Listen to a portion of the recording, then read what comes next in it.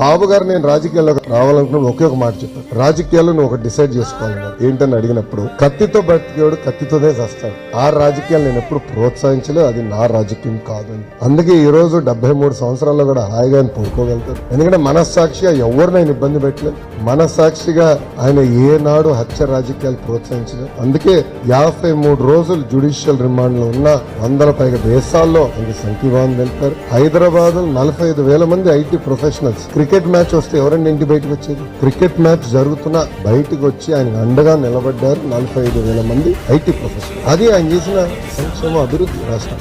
నేను అదే నవ్వుకుంటున్నా. 27 కోట్ల రూపాయల అవినీతి స్కిల్ డెవలప్మెంట్. నిజంగానే బాబు గారు డబ్బులు సంపాదించాలనుకుంటున్నారు. హైదరాబాద్ అభివృద్ధి చేసే ముందర ఆయన 1000 ఎకరాలు కొనుక్కున్నాడు. ఆనాడు ఎంతండి ఎకరం? 50,000 1,00,000 రూపాయలు. ఇప్పుడు 100 కోట్లు. ఆనాడే ఆయన కొనుక్కుని ఉండదు. ఎలాంటి తప్పుడు ఆరోపణలు పెట్టి 53 రోజులు రాజమండ్రి జైల్లో ఉంది. కానీ మీరు చూసారు ఆయన బయటకు వచ్చి